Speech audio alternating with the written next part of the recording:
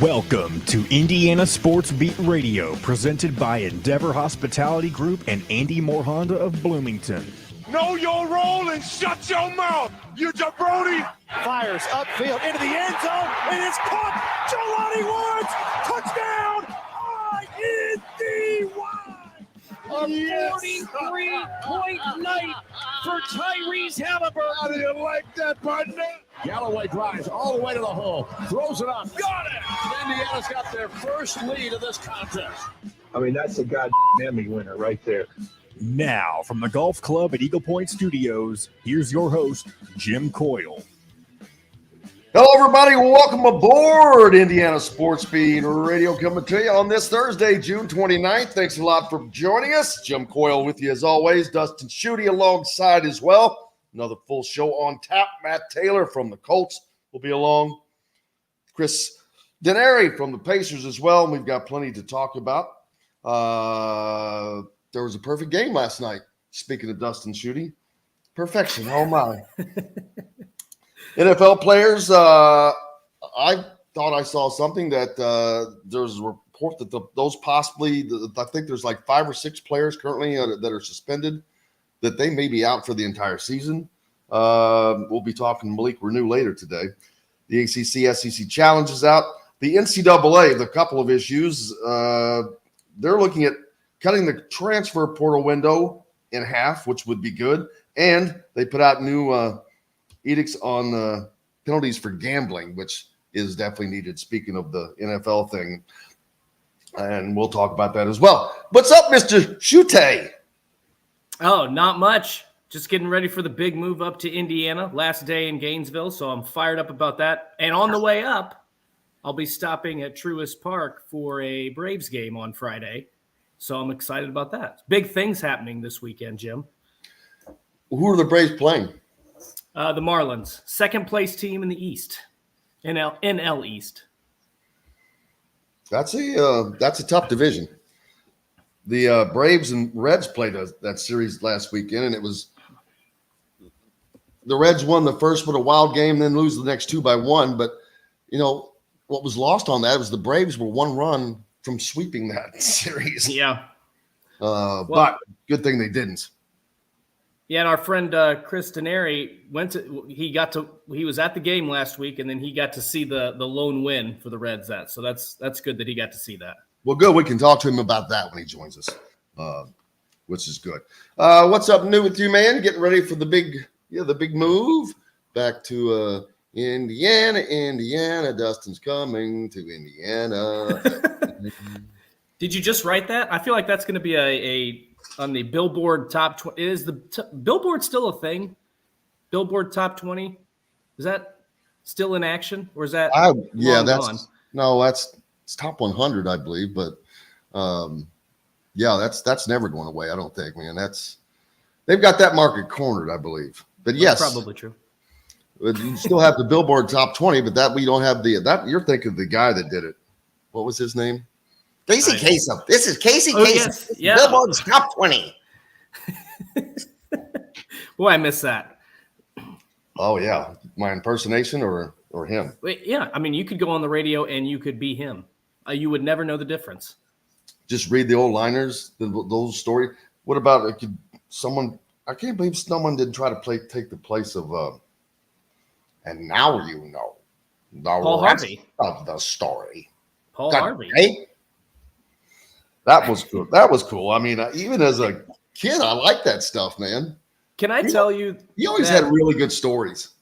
When I worked at Saturday Tradition, and now he's the managing editor there. Wait a minute. His name is Paul Harvey's not the managing editor there. His name, yes. Oh, it's there's Paul a guy Harvey. named Paul Harvey. But the funny thing is I had no idea who Paul Harvey was until after I left. Shocker. There would be some jokes on Twitter at times, and he would lean into it, and I had no idea that it was. I think you even brought it up on this show at one point, and that was the first I was hearing that's who that was. I had always heard the line, and now you know the rest of the story, but I didn't know that the guy's name was Paul Harvey. There you go. And now you know the rest of the story. It comes full circle. But John's he's supposed to be there for those rim shots. The rim shot. You're too late, John. You missed it. Here you go. There's my own audible drum Thank liners. Thanks to everybody hitting us up on the Andy Moore Honda hotline as well. Don't forget, we're brought to you by Andy Moore Honda. Just go to andymorehonda.com to get more to your door and the best in new and used vehicles, and Endeavor Hospitality and the family of restaurants in and around the Bloomington area, and including the Ugly Gripper down on Anna Maria Island in Florida. But, of course, the Chop Shop. Whew, man, those steaks have just been sitting in my mind thinking about the Chop Shop and BB's Market. I cannot wait to enjoy that. Looking forward to talking to Matt Taylor today, to catching up with him, see how his summer's going, and talk to Chris about the Reds game. I bet that was because that was a wild game. I think that was the game they won 11-10. It was back and forth. There was is that the game that's not the game that De La Cruz hit for the cycle, was it? I actually missed that. I believe I was driving that day, so I missed the game. So I don't remember. But I know it was the 11-10 game because I remember seeing the post. But I don't know. That's what I'm talking about. Yeah. So he got to see. Oh my God, he got to see the cycle. There you go. That's awesome. I cannot wait to talk to him about that and about Eli De La Cruz. That dude is that's something. He's on fire. It dawned on me quickly because I knew he was only been in the league 2 weeks. I'm like, this. I thought it might have been or was the fastest cycle ever, but it turns out he missed it by a day. Did he really? Oh, man. I saw – so I just brought it up. It was the first red cycle in 34 years. Oh, yeah. 34 years. Eric Davis, like 89 or something. I might have been – it doesn't say here off the top. It was. On the little blurb. But, I mean, think about this. This is the crazy part about that. In 34 years, they didn't have a player hit for the cycle. And I know the Reds are bad, have been bad, but – they play 162 games per year over a 34-year span. Hold on. I'm going to do some quick math on this. I was going to say, but see how many other teams have not had a player hit for the cycle in the last 34 years. 5,508 games passed between players hitting for the cycle.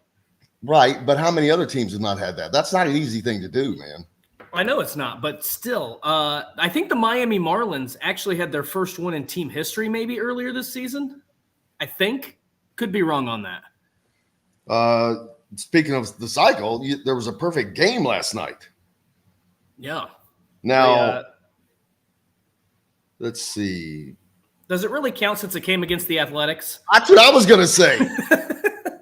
That is exactly what I was going to say. Does it count when it comes against one of the worst teams in the history of baseball?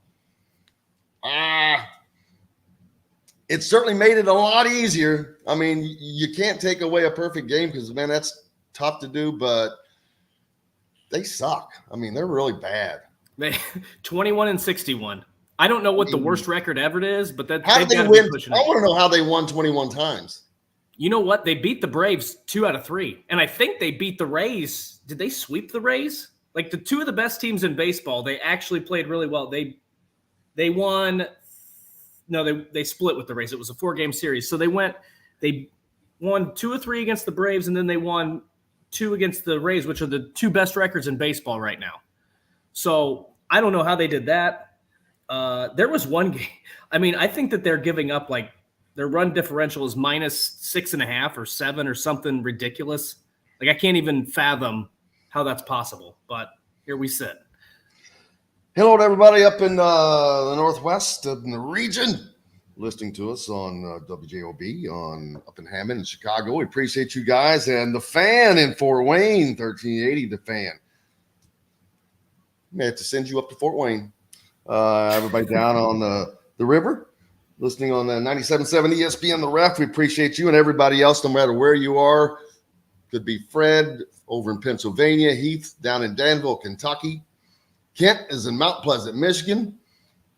5 Lefts is somewhere in Indiana, I believe. Robert, he's down in Evansville. John from Southport. Dwayne, I know he's down in Evansville as well. Stephen, How are you, man? Appreciate you. Yeah, I cannot wait to get to Indiana. And don't forget, July 20th, the Never Lose Hoop golf outing. John Boyd, throw that up there. July 20th, the Never Lose Hoop golf outing, which will be at the Golf Club at Eagle Point.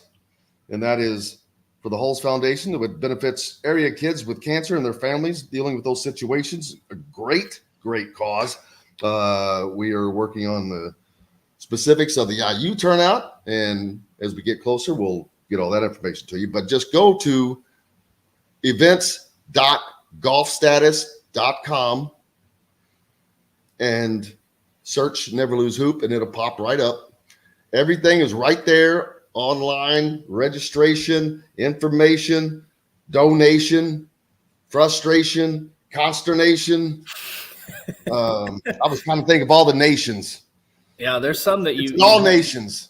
No, there I'm just you go. kidding. But yeah, it's something for everybody. And 3 hole-in-one contests, Dustin. Not 1, not 2, but 3, totaling 20 grand, baby. 2 5s and a 10.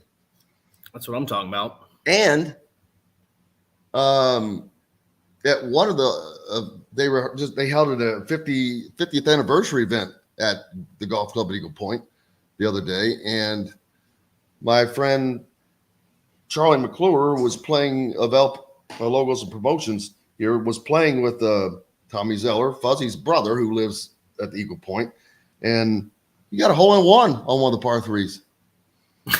He picked the wrong day. I was going to say a little too early. He picked the wrong day. They say number 4. And it's not, and that's why I say these things are not impossible, but it's like throwing a dart and trying to hit a bullseye from 152 yards as opposed to 10 feet. I'm going to have to get, well, not that this is, I mean, you always get lucky when you hit a hole in one. Oh, it's all luck. Some of these are straight. I mean, they're just boom, just there you go. Just hit it there. Yep. No, it's not that easy. If it was, I'd do it a lot. And I've never had a hole in one. I haven't either. The only time I thought I had a hole in one, I've come close a few times, but there was one time I actually thought the way that the green was set up, this was at a golf course in Georgia. The way the green was set up, the pin placement was on the top of a hill. And I hit the ball right of the flagstick, and it had hit this hill, and it rolled down to the left, and it just disappeared right where the flagstick was. And I thought, oh, my goodness, hole in one. I was excited. I was celebrating, drove the golf cart up to the green.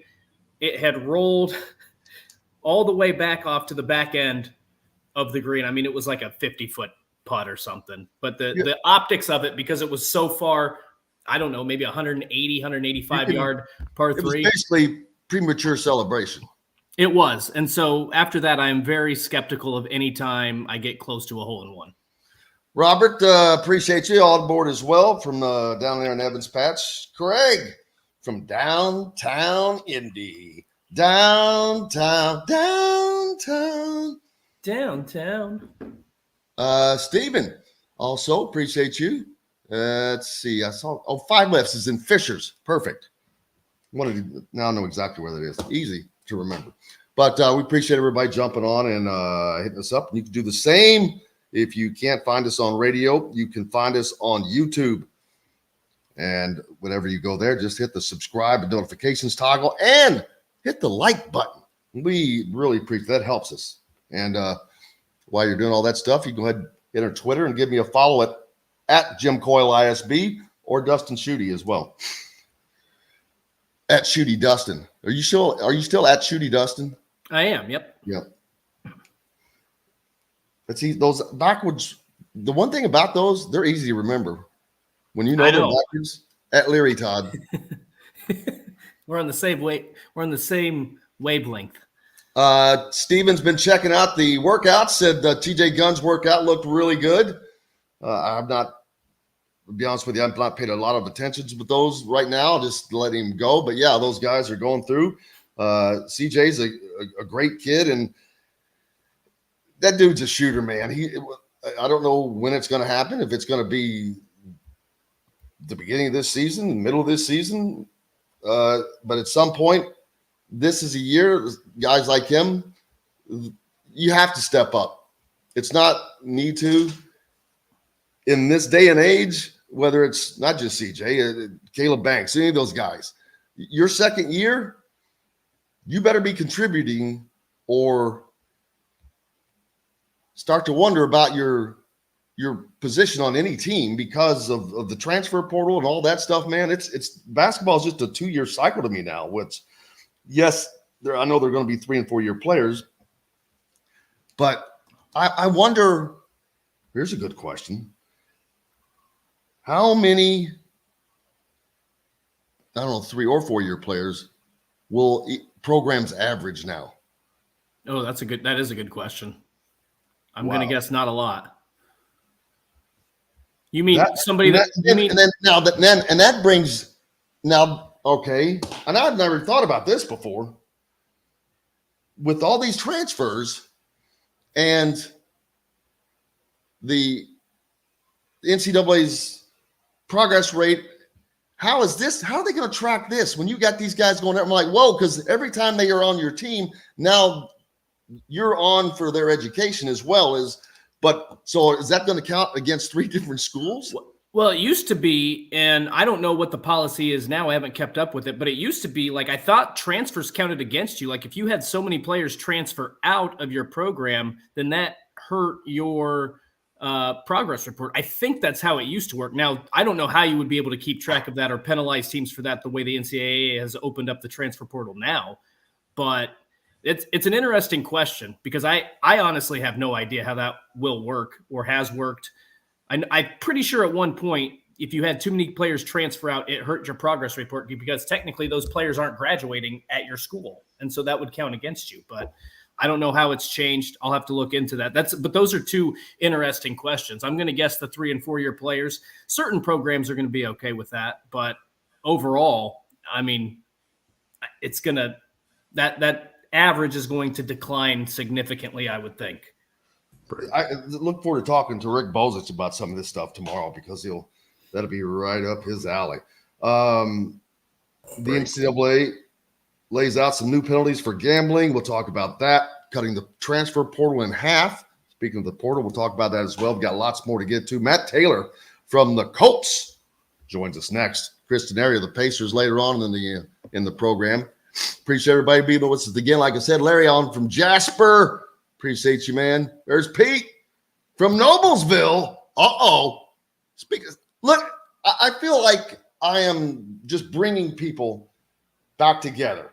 Since we've been on, you're coming back home again in Indiana. Pete's coming back to Indiana. Pete's been gone for a long. Pete's been gone since college. Wow. And then Heath asking about Javon Quinterly. We'll get to that as well, too. We got to take a break. We'll be back with more Indiana Sports Beat Radio right after this. We'll be right back to the Golf Club at Eagle Point Studios for more Indiana Sports Beat Radio with Jim Coyle, presented by Endeavor Hospitality Group and Andy Moore Honda of Bloomington. If you're in the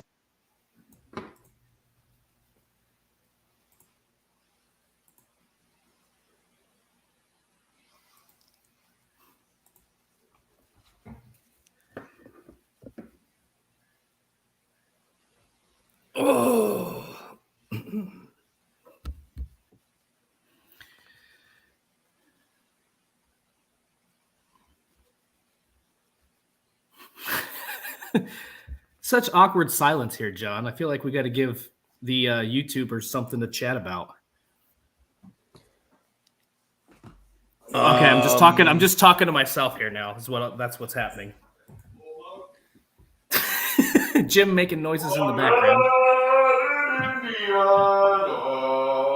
So anytime these kinds of moments happen during the breaks, I always think about the people who join right then and there, and they're like, "What the hell is this?" No, they say, "What the hell have I been missing?" I like where Jim has got it down to the ducking point underneath the sign. Was half expecting you to walk directly into it. Not gonna lie. I did that once. Hey, it's okay. One time I walked directly into a refrigerator, so. Oh, nice. Well, that thing's coming down after. I'm gonna leave it up till tomorrow. There you go. Then it's coming down. Are you curious? Do you know when you'll be heading back to Bloomington, or are you still going to be there for a while? I do know when. I do know when. Okay, cool. I hope you come back to more signs being taken down. Oh yeah. Well, there aren't any up right now, so. Well, put some up. Well, you can't, I guess. Dustin, do you have any family around Lagodi? Lagodi? Yes, I know it's Lagodi. Lugudi. I was growing up. I always purposely mispronounce it as Lagodi or Logody.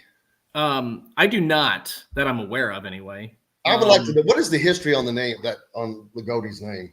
That's a good question. It had to be somebody's name. Obviously, somebody said it has to be a name. Didn't like it's probably like a tribe or something. Swedish or hell, I don't know what that is.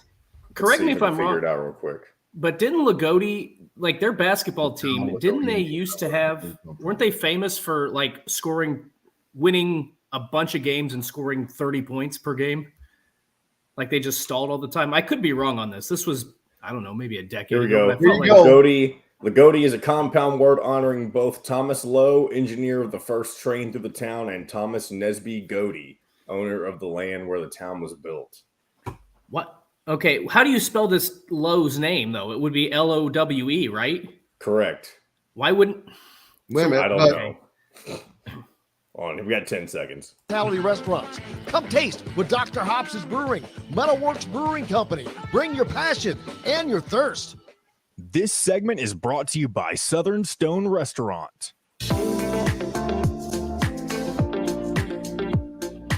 Now back to the Golf Club at Eagle Point Studios for more Indiana Sports Beat Radio with Jim Coyle, presented by Endeavor Hospitality Group and Andy Moore Honda of Bloomington. Welcome back. It is Thursday, June 29, and you're in for a treat. It's Dustin Day.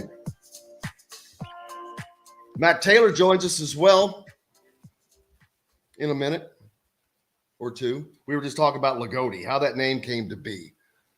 And, it is a combination of two names, which was even weirder, especially when one of the landowner, Goutte, I'm sure it was Goutte. He's probably French. Goutte? Mr. Goutte. Schutte? Dinner for table for four, Mr. Goutte. Doesn't it kind of sound like it must have been because the other guy, one thought it was an angelication of the French word "légatier." However, they don't even know this for sure. Oh, theories. Here we go. Yeah, this is not factual. Most likely, that's coming from Lagodi, Indiana's Wikipedia page. Well, time out. How far is Lagodi from French Lick? Well, time out. I don't know. Maybe that's some sort of French influence here. Hold on. It's like, I don't know. They're like 30 minutes apart or less. Let's see how close you are. This is Lagodi to French Lick is, bam, you nailed it. 33 minutes, 23 and a half miles. Wow. I've been around that state a few times. Geography Jim Coyle on the show today. Hey, buddy, that's one thing I can do well. If it's the years of rodeoing, you know how long it's going to take you to get from one place to another. That's something somebody can ask me, how far is that trip? I'm like, that's going to take you about 6.5 hours, or that's going to be 12 hours. Yeah, you get those down in your head pretty fast. But that's the days when people don't use we used to have to use maps, man. Road maps. Yeah, I don't know how people didn't just wander aimlessly or get lost all the time. Let's see. Lee shouting out a hello. Appreciate you, Lee, jumping on. And Heath. Let's see. Lee as well. I mentioned him. Appreciate you. Let's see. What else was I going to talk about? Let's talk about the gambling or the transfer portal here, because this interests me quite a bit. Well, the gambling first is easy to me. these are rules that should have already been in freaking place. Some of this is just common sense, man. Well, a lot of them were in place, and I'm guessing that they're just doubling down on it because, as I said before, what you're saying is, I'm going to count to 3, and if you do that again, yep, we're going to huff and we're going to puff and we're going to count to 6. That's essentially what it comes down to. Because as I mentioned before we came on, like I don't like to talk about this because it's not like I was a high profile athlete, but I did play sports in college, and we did have to sit through like a 3-hour seminar of NCAA. Is tennis considered a college sport? I mean, ping pong considered a college sport? Or pickleball. You were the pickleball champion. That's right. Yeah, a combination, pickleball, ping pong, and tennis. But we had to sit in on these seminars, and it was as like you can't win a T-shirt off of filling off an NCAA tournament bracket in Division I, and this was Division III. So they were pretty nitpicky about this stuff previously. And I remember at one time there were 3 Richmond baseball players, and I don't remember which year this was, but at the Richmond University of Richmond, whatever it is, regardless, 3 or 4 baseball players got suspended, I think, for the remainder of the season because they had placed like $5 wagers on their fantasy sports league and fantasy baseball, fantasy football. I don't remember what it was, but they got suspended because they played fantasy baseball or football for money. So the NCAA has always been pretty strict when it comes to its gambling policies. So I don't know what. Yeah, they were strict about a lot of things. You couldn't used to appear on a calendar for charity without getting suspended. Yep. So I don't know why. I mean, I'm guessing it's just because they've seen an uptick in the amount of gambling issues with the NFL. So I'm guessing they're just. Oh, they don't have to go anywhere outside of Iowa and Iowa State.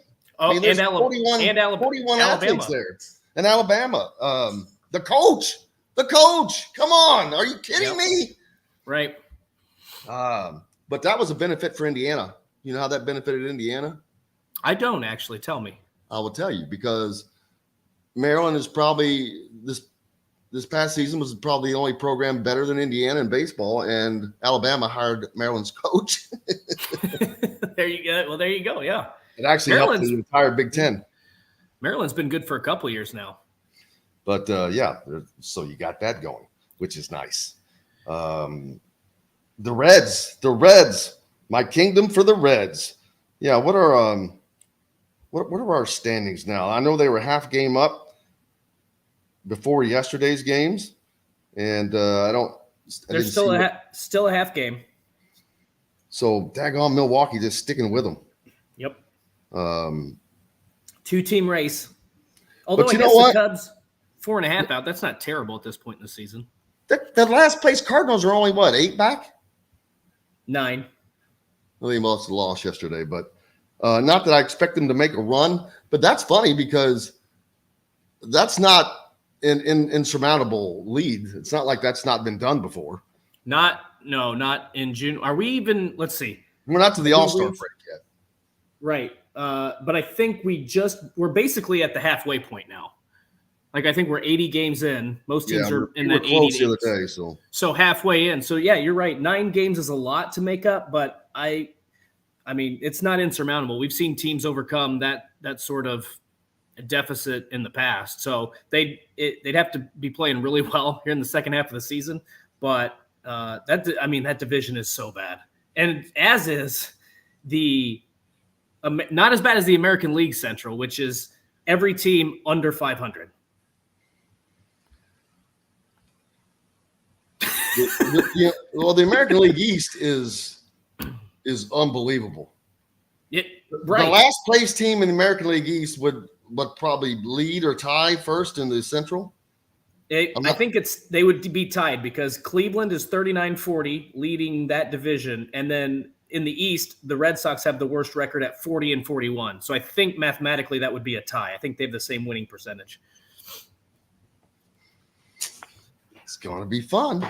As Matt points out, that they've got 3 games against the Pads, the Fathers, and then 6 straight with the Brewers. Are you kidding me? First of all, when do you play 6 straight games against the same team? That's a good question. I have no idea. I'm assuming that's split equally in Milwaukee and Cincinnati to end and begin a road series, I guess. The Reds were on the road right now against Baltimore, I guess they finished up that series last night. Yep, they start. So they'll have the Padres, and then it looks like they'll have a 4-game series against the Nationals, and then they'll play at Milwaukee and then host Milwaukee for 6 straight. 6 straight. I'm trying to find I was going to look at the standings overall, but I can't wait. It's going to be fun. It's fun for me because I'm a Reds fan. But by the way, and then on top of that, listen to this. So they play the Brewers in 6 straight. Then they have a 4-game series against the Giants, then 3 against the Diamondbacks. Then they play Milwaukee again. So they're going to play the Brewers 9 times this month, or in July, technically. Wow. That's huge. That is going to shake up the apple cart unless they just. Yeah. But then again, it could do nothing. They could split that series 4-5, 5-4, right? And it moves it a whole game. But otherwise, which you usually don't see a run in baseball against, like in series like this. Yeah, one could get swept, but then you're not going to see the other one sweep back. But if one does happen to sweep, and boy, they just got to go. You just have to go 500. You sweep one of those, you just go 500, and the rest, the other 6 games, and you're golden. Right. Yep. So we'll see.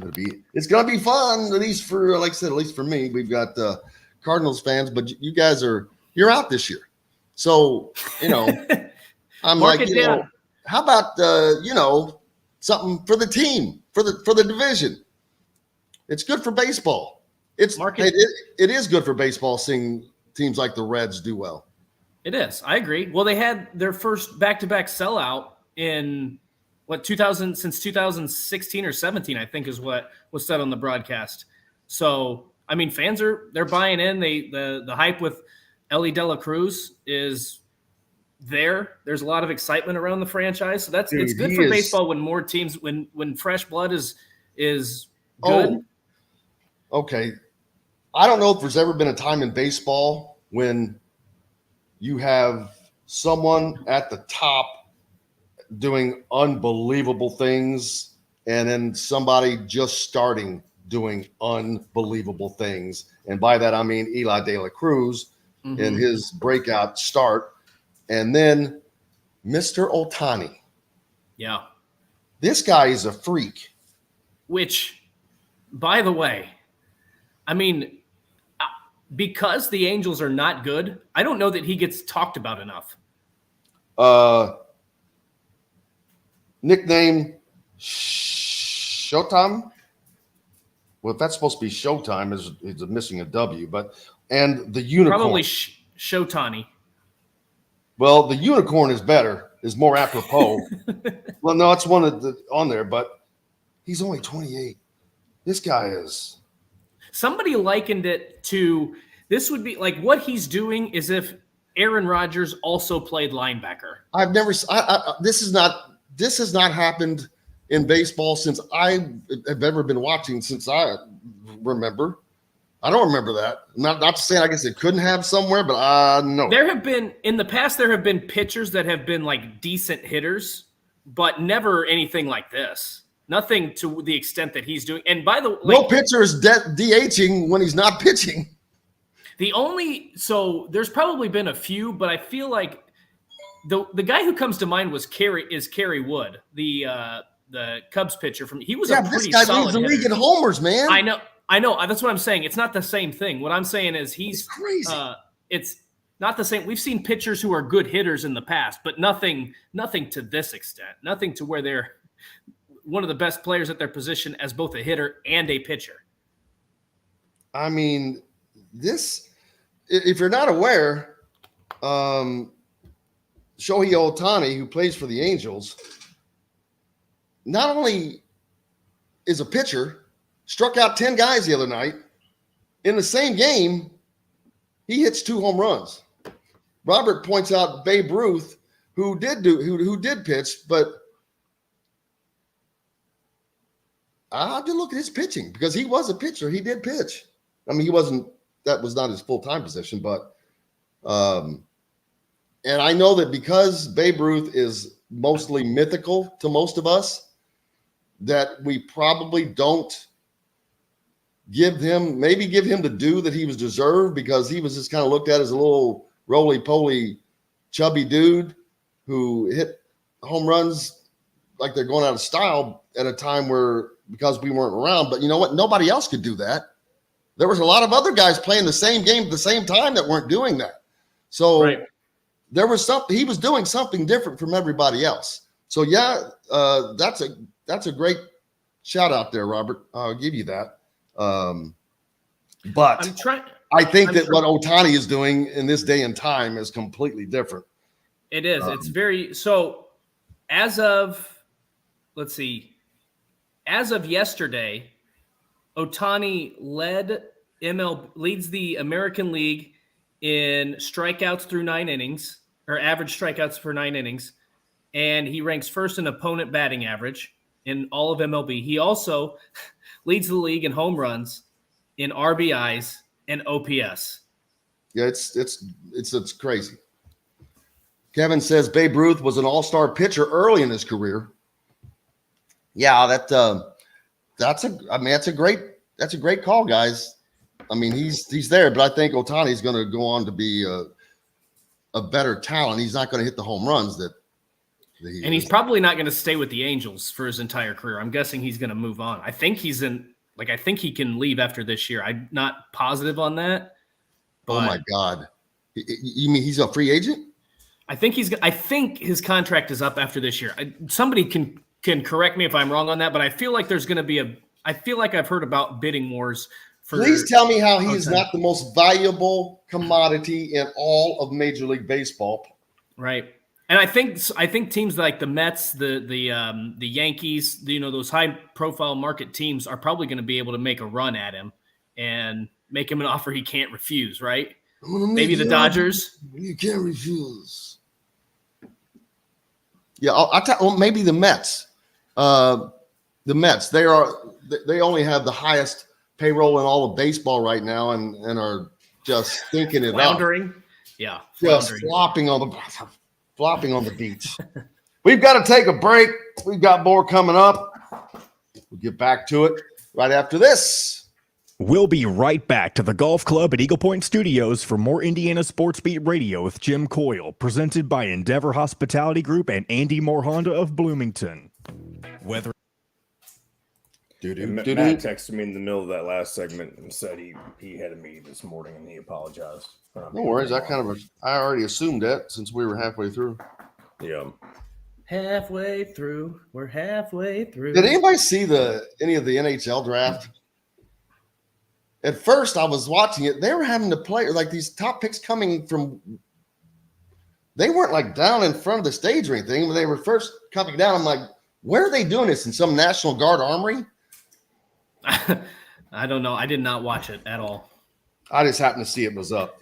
And another thing that struck me is I'm looking at them going, these dudes look like they're 17-year-old kids, man. Yeah. I mean, it's kind of like the MLB draft. But I'm thinking, yeah, but this ain't the MLB draft. They're going down to play rookie ball. This is hockey, baby. Well, isn't the NHL the same? I don't know if it's the same or not. I thought that they kind of had a similar thing where they could go into like the other leagues, but I could be wrong on that. See, that's what I 5 million a year. He doesn't have to leave the city. Million a year.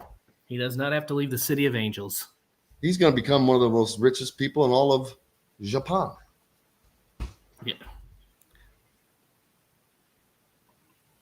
Yes, Fred, they have a draft. I just happened to see it.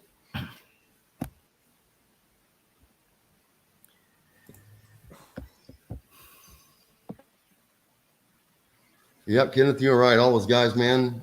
Baseball's kind of fun again. Yes, it is. And I do think that the pitch clock has helped with that. I was going to say some of the rules changes. I do hope we talked about this earlier. I do hope they stayed away from the automatic umpire. Yeah, I think they should. I don't like that idea. Yeah, I'm split on it.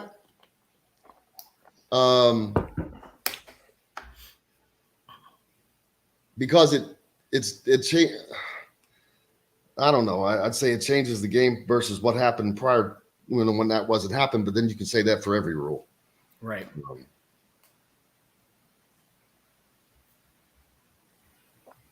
Let's see, who is this? Uh-oh.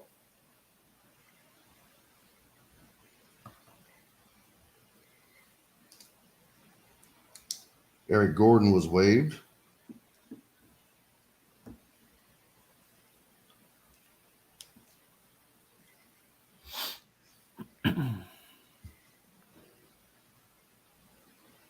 Could an automatic umpire throw out a manager? Oh, that's funny.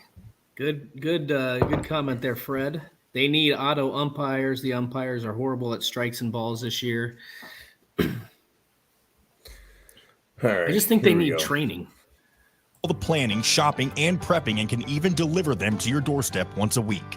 That's right, it's the fastest, simplest, and easiest way to avoid decision fatigue. You pick your plan and pick up at BB's Market with no extra charge. So leave the heavy lifting to us and enjoy healthy eating with stocked meals in your fridge. Order online today at thefreshfork.com. Fresh Fork is a proud partner of WOW Network. This segment is brought to you by RE/MAX Advanced Realty, Indie Home Pros team by Cheryl Sizemore.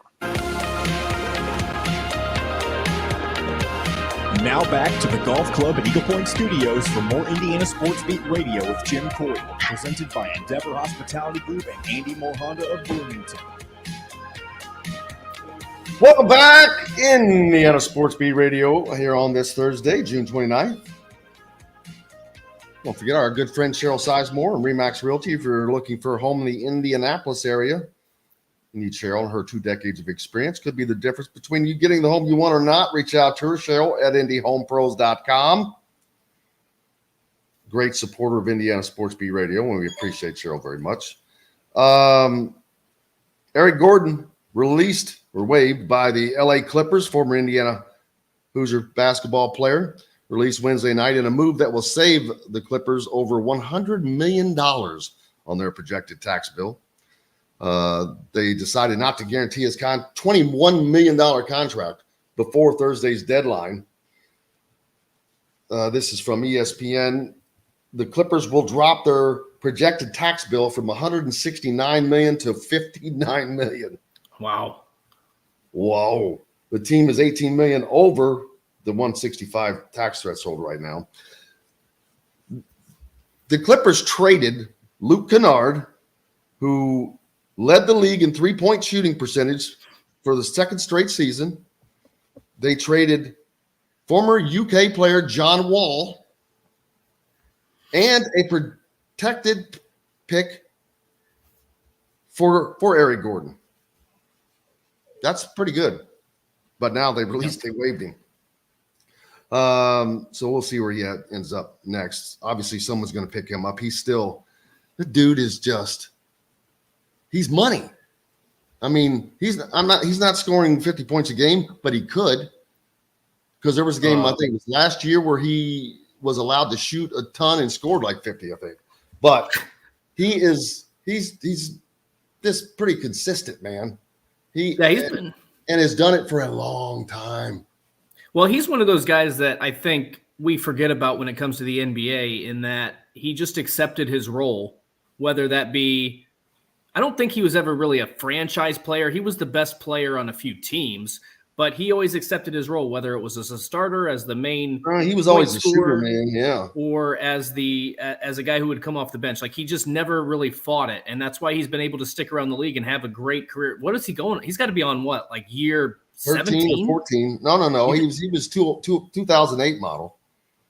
Well, yeah, but we're 2023, so that'd be 14 or 15. That's what. The upcoming season, whatever that is. So, and to get that many years in the league, right? There's not many players that play that long.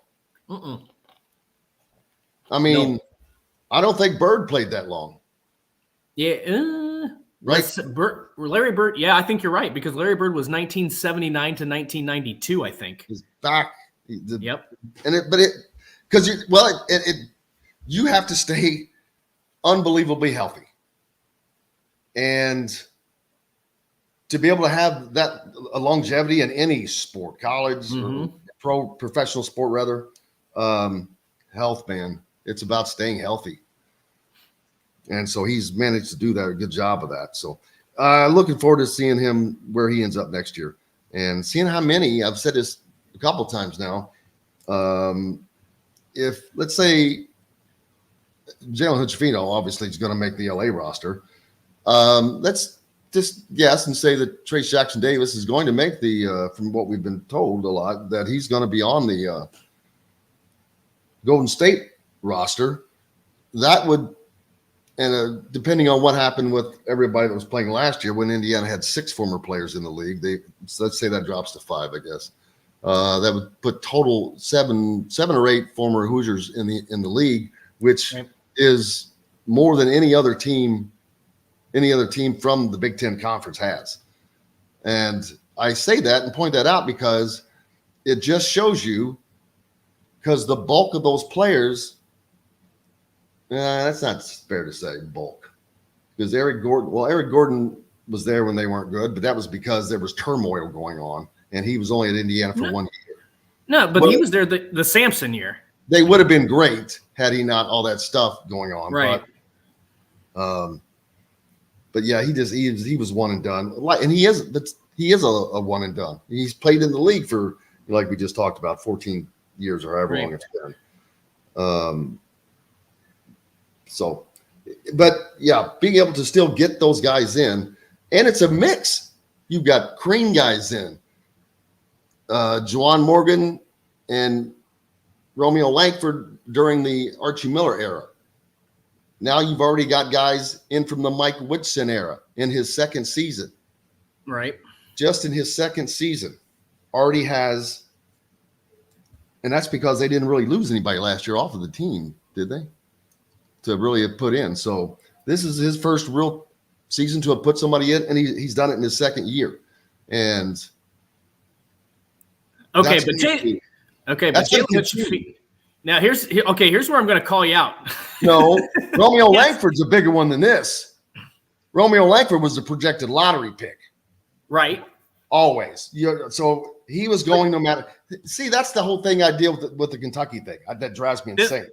Kentucky put all these players in the end, blah, blah, blah, blah, blah, blah. But how many of those players were not supposed to go in? They were all going. Well, so was Jalen Hood-Schifino. He was not a lottery pick. He was not even again. He may be not a lottery pick, but he was definitely going to be a first rounder. After the season, yes, but not before the season. Yes. Everybody expected he was going to be a one and done player. I thought he was going to be, but that was not a guarantee of any kind. Well, no, I mean, there's never a guarantee. There's a lot of players that go and we expect them to be one and dones, and maybe they stick around for an extra year or two. That happens. Who had a more impactful season, single season to you, Romeo Langford or Jalen Hood-Schifino without question. I'm not saying Mike Woodson did. This is what I'm getting at. I'm not saying Mike Woodson didn't put him in a good position. What I'm saying is you can't use that argument against Kentucky and then use the argument for Indiana. I'm disagreeing with you that Jalen Hood-Schifino was not a projected lottery pick. Romeo Langford was. I'm not saying lottery pick. I'm saying first rounder. Yeah.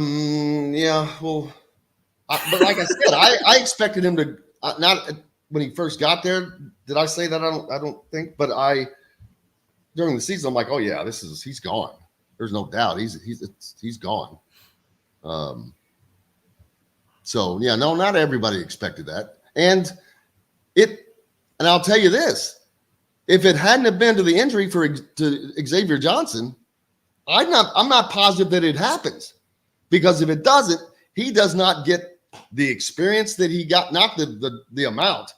He may have the minutes, but he's not going to have the ball in his hand like he did at all. I mean, you can take slash his stats.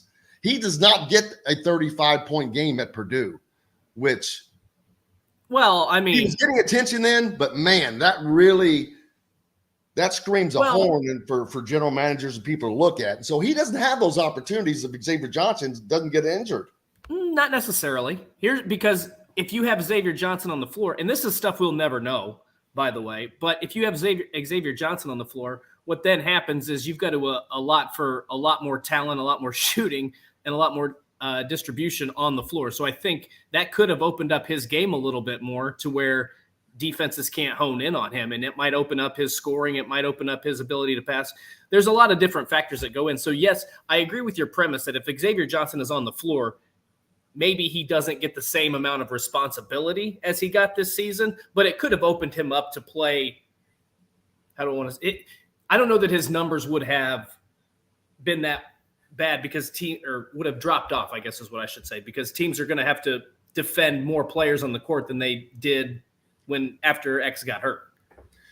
Yeah, but I think his biggest weapon was having the ball in his hand. And I agree with you on that. But it would have been a completely different dynamic because he would have been the lead guy. I agree with you on that. That changes everything. It just would have changed everything. I'm not saying that I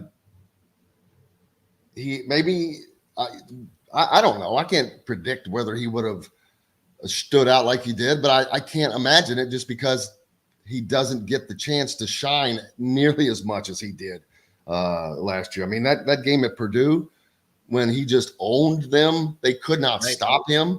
And he was taking everything that they gave to him and just beat him over the head with it. And that was a great display of control, not being greedy. Wasn't trying to knock down 3-point shots. He was just mid-ranging them to death. Right. I mean, it was like watching they couldn't catch him. So that'll be interesting. Speaking of Purdue and last year, it's going to be interesting to see. Purdue is – hopefully I'm getting Mason Williams on here soon. He had a great piece for the Hoosier.com talking about next season's Big Ten basketball season with looking at it through the returning numbers and all of this, which right now is virtually impossible for some team. Like for Purdue, yes. Michigan State, yes. And those are the two favorites to win the league. Purdue at the top, Michigan State behind them. And then it starts to be a little bit of guesswork, whether it's with Indiana, Maryland, yada, yada. Not that Indiana is going to be good and has talent, but how good? We haven't seen them play. Not one time have we seen this team play because there are 6 new faces on this team right now.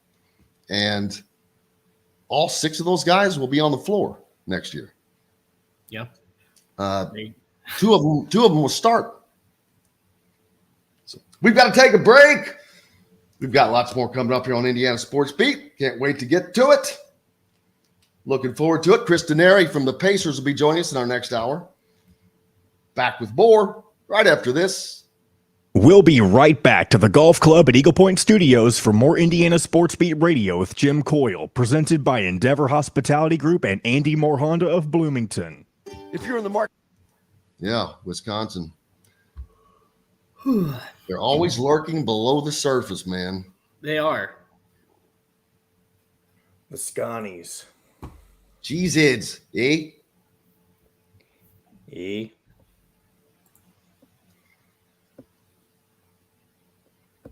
Bum, bum, bum, bum, bum. What are you watching? Price is Right. You watching Price is Right, man? I'm not. I haven't watched Price is Right in years. Bum, bum, bum, bum, wow. But that sound sticks with you.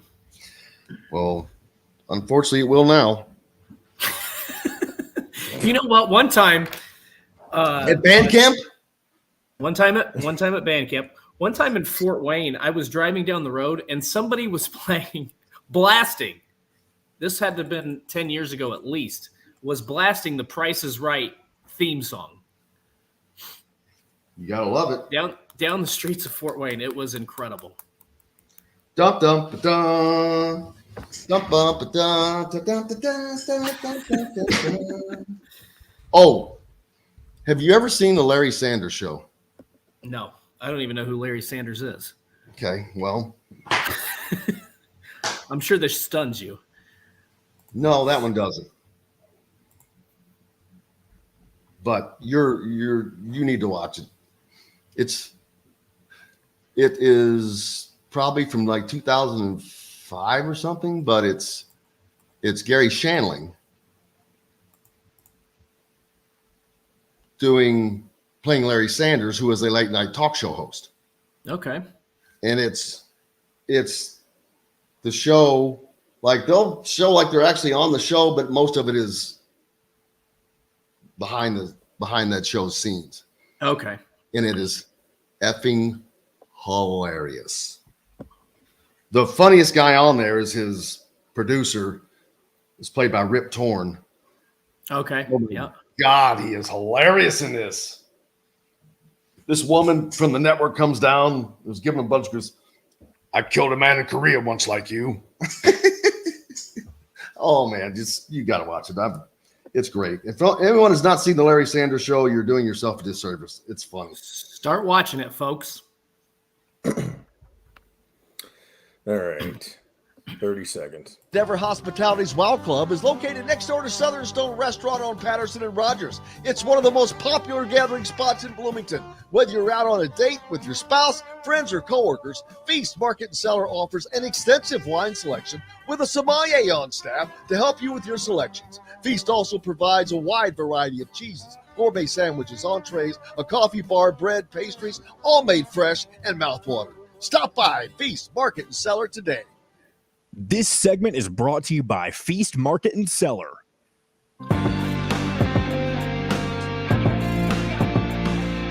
Now back to the Golf Club at Eagle Point Studios for more Indiana Sports Beat Radio with Jim Coyle, presented by Endeavor Hospitality Group and Andy Moore Honda of Bloomington. Welcome back, Indiana Sports Beat Radio here on this Thursday, June 29th. Thanks a lot for joining us. We appreciate everybody. Thanks for joining us. Dustin Schutte here is with me as well. Chris Denari will be with us a little bit. Earlier we talked, but we never really talked about the transfer portal. Right. So I got distracted on that. But the Division I Council has introduced a proposal to shorten that transfer portal down to 30 days from the current 60-day period. This has only been in effect for a year, but it's been enough data for the NCAA to determine that most athletes enter the portal at the beginning of the window.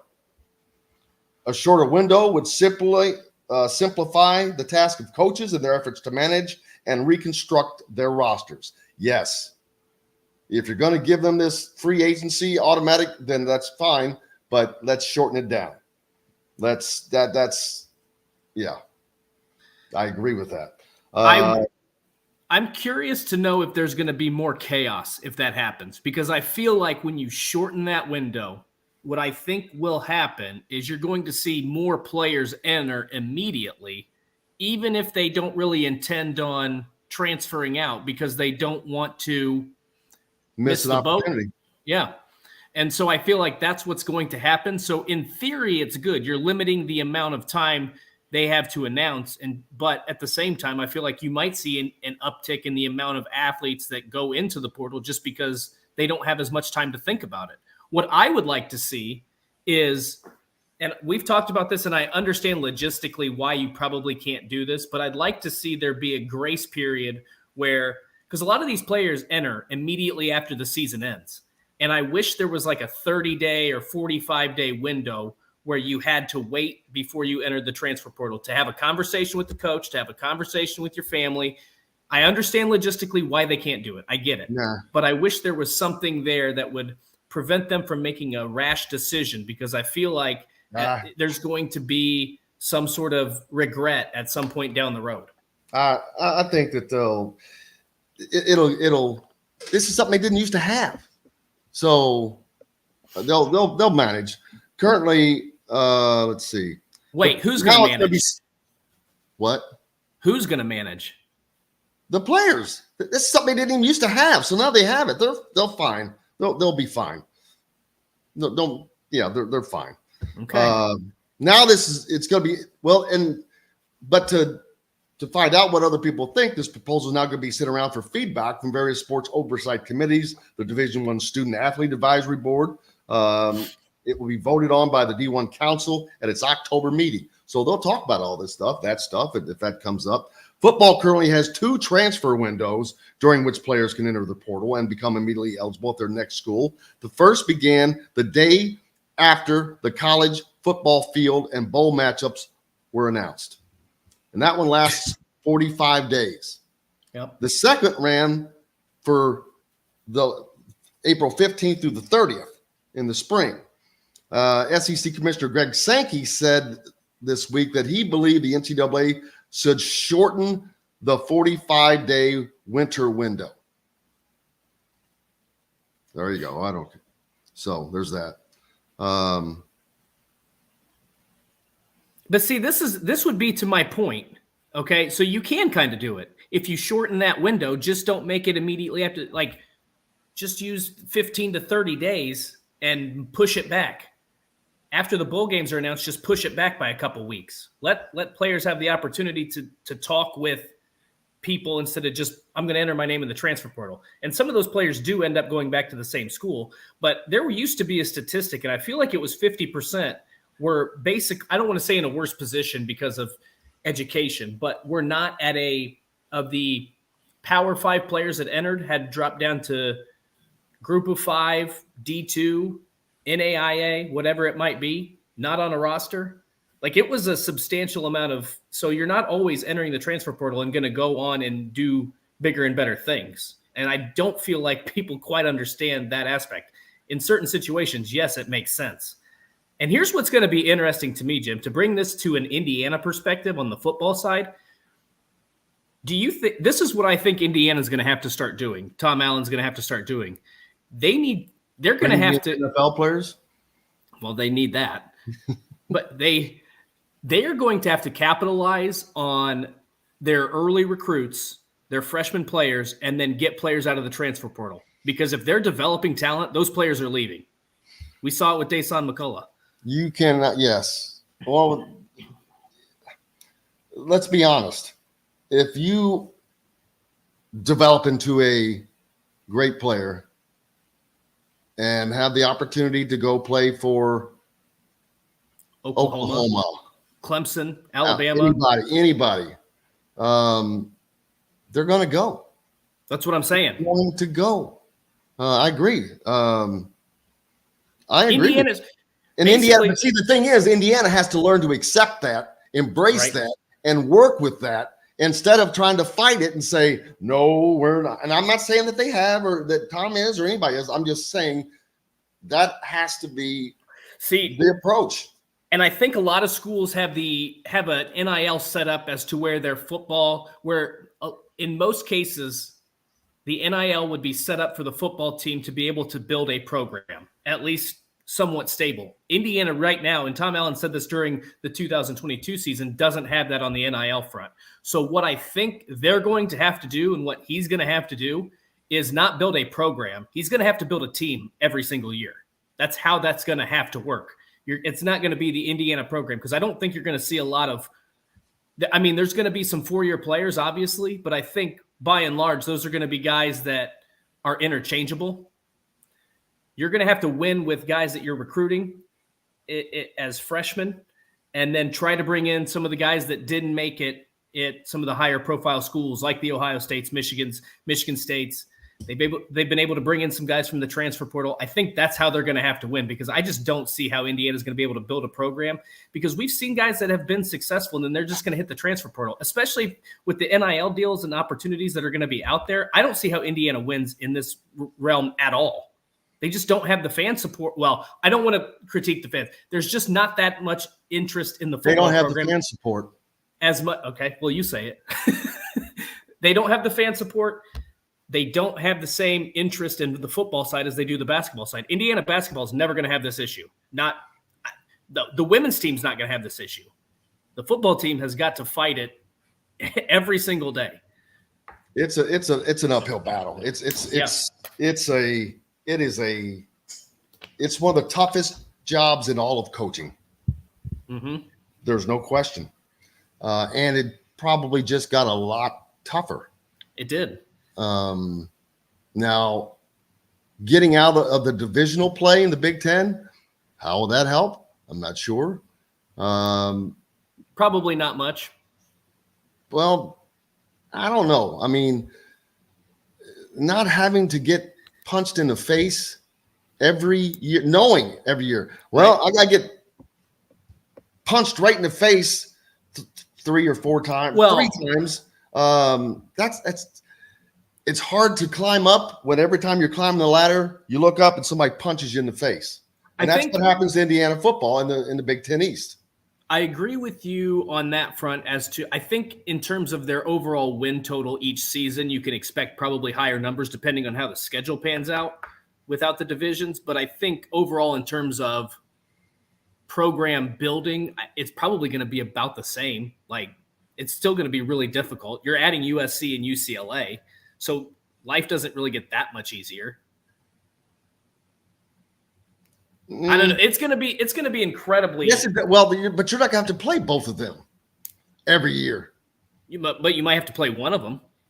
I'd rather play one of them than playing Ohio State, Penn State, Michigan State year in, year out, knowing for a fact. That's true. That's a good point. That's a third of your, or that's 25% of your season. And it's basically 50% of your Big Ten schedule. Every year. I mean, and what's the deal with the scheduling? I don't, how in the world, God, it sounds like such a homer. I don't want to talk about it much, but how is Indiana playing Ohio State at home to open the season again? It's like the 4th time in 6 years. Not Ohio State, but it's at some point you got to say this can't be good for the conference. Yeah, it is. Well, how does this benefit the Big Ten? Other than getting Ohio State on TV? Well, hell, they're on TV all the time. I think what happens and what the draw is there's a lot of excitement every year, week 1 or not so much week 0, but week 1, there's a ton of excitement for the Big Ten season. Doesn't matter who the team is, doesn't matter who they're playing. There's a lot of excitement. It's a conference game. Look at what happened. When did they play? Like, if you play that game in the middle of the season and Indiana limps in at 2-7 and Ohio State is 9-0, nobody's going to watch. I mean, Ohio State fans are going to watch, but nobody else. If they're both 0-0, everybody's tuning in to see how good is this Ohio State team going to be? Can Indiana give them a run for their money? That's why they're playing that game week 1. But now, how much pressure is on Indiana football to just try to not get beat 55-0 well, on that's national correct. TV, on CBS, at 3:30 Saturday afternoon on a CBS game? That's the old SEC slot, baby. All great points. None of the TV markets care. I know that, but I'm talking about if you're the Indiana program, that does not help you at all. It actually hurts you, because if you get pounded again, recruits are watching that. Yep. I mean, that's just, I don't think it's good for the conference. Well, it's not good for Indiana. If you want to open up the Big Ten with a bang, then have Ohio State play Wisconsin. But see, that game's going to get more attention. That type of matchup will get more attention in October, or it will get as much attention. Yes, it will. Well, let's just say it's opening day. Opening day is a big day. Yeah, but opening day is a big day no matter who's playing. Is my point. Yeah, but when you are playing and you are on CBS and you are at 3:30, I mean that's prime time football watching right there. But there's a better chance of Wisconsin being good in October or November. I get that. But that's what I'm saying. That's what I'm saying. But Wisconsin's going to be better than Indiana is at the start of the season. Either way, it's going to be a better game, is what I would say. I don't think it does the Big Ten a lot of good to do that. I think it does. Just from the rate, everybody's going to be watching. It doesn't matter who Ohio State's playing. Everybody's going to tune in because they want to see if Ohio State is as good as they were last year, better than they were last year, worse. That's the draw of it. It doesn't matter who they play. The ratings are going to be sky high. So why not put a team that's not going to draw a lot of – they could have put Maryland. They could have put Rutgers. They could have put Indiana. it's going to be about the same draw because everybody's tuning in to see how good Ohio State is. That's why they do it. And I don't it's interesting that Indiana is always on the front end of that because Rutgers hasn't been, Maryland hasn't been, and it would apply to the same philosophy. It makes no sense when you've got one program that is seemingly really getting kind of. I mean, this is not a homer take. I don't do homer takes, but they've gotten hosed on the scheduling without question. They've gotten hosed by the Big Ten over and over, whether it's scheduling or the COVID year when Ohio State didn't play the amount of games needed, but was given the waiver. But you know what? Indiana can whine all they want. You just don't fumble the damn ball inside the 15-yard line twice and throw a pick six. Right. 21 points. That's 21 points. You take the touchdown off the board that Ohio State got with the pick six, and you put those. Man, if you put the 2 field goals, that's Indiana wins that game by 6. Game they were down 28-7 at the half. That was a fun game. Wasn't it 40? Weren't they down 42-7? Was it 42? No. I don't know if it. I thought they were down 42-7 at one point. 28-7. Hold on. And then started making their comeback. Well, because they lost 35-29 or something like that. I don't remember what the score was. It's all been a blur. That was just but right there. That if Indiana wins that game, if they don't fumble the ball inside the 15-yard line twice in the first half, right? If they don't throw, if Michael Penix Jr. doesn't throw the second half pick six in a game that Indiana loses by 7. So we were both you were right. They were down 28-7 at half, but then Ohio State scored 2.5 minutes into the third quarter. So it was 35-7 before Indiana started making a comeback. How about that? They were down 35-7 on the road at the Shoe. No crowd. Well, no crowd. I was going to say, does it count? But that's another thing. That's another thing, though, that shows you Indiana is never going to be able to compete against this because the COVID year was not a fluke. But what the COVID year did was, to me, expose how much home crowds play. How important they are. Because if that horseshoe was filled with 100,000 Ohio State fans, I'm not sure Indiana can make that comeback 35-7 to what was the final score? 42-35. 42-35. I mean, look at that.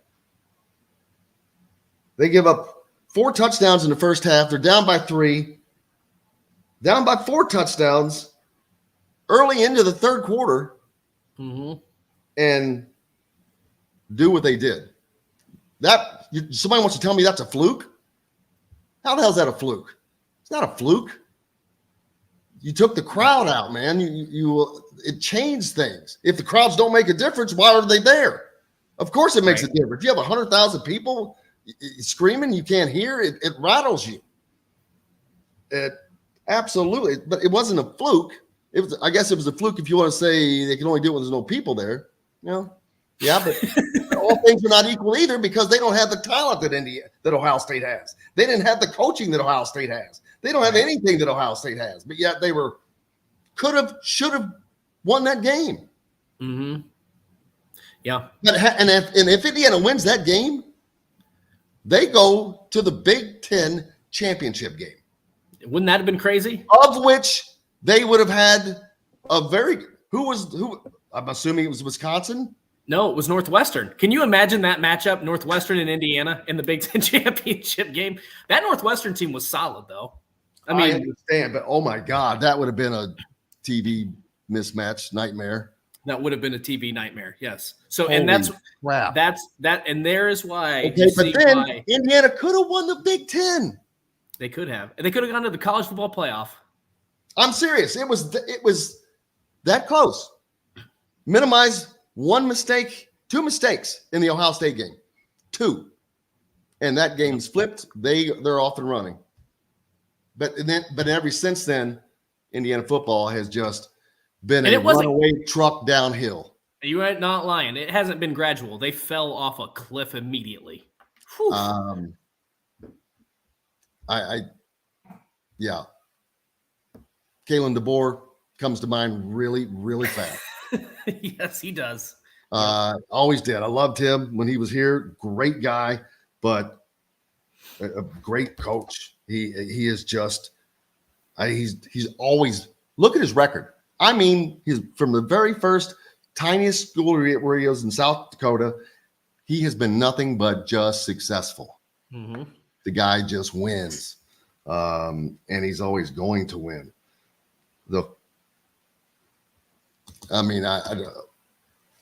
Now, what would Indiana be like if he was the head coach? Probably a lot better. I mean, I don't know that they'd be like top of the Big Ten East, but they'd probably be bowl eligible regularly. I think It would have been if Indiana could have done something. Here's what Indiana should have done. We got to take a break, but Indiana should have done something unbelievably unique and made Kalen DeBoer the co-head coach. we can talk about this after We will. talk to Chris. Up next, Chris Denari is going to join us. We're back with more Indiana Sports Speed, brought to you by Metalworks Brewing Company, served at all the Endeavor Hospitality restaurants. We'll be right back.